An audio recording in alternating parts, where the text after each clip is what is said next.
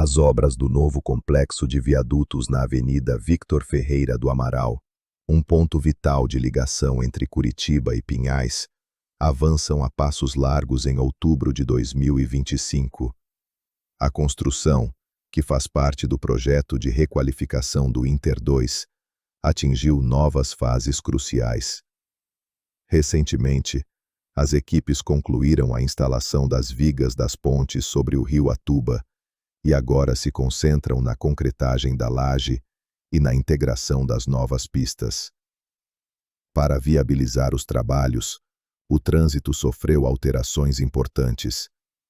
No sentido Pinhais-Curitiba, os motoristas foram desviados para uma nova pista marginal.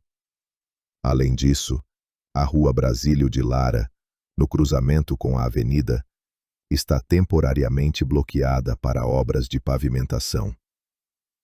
A previsão é que o tráfego seja gradualmente transferido para as novas pontes marginais, permitindo a demolição da estrutura antiga e a construção do viaduto principal.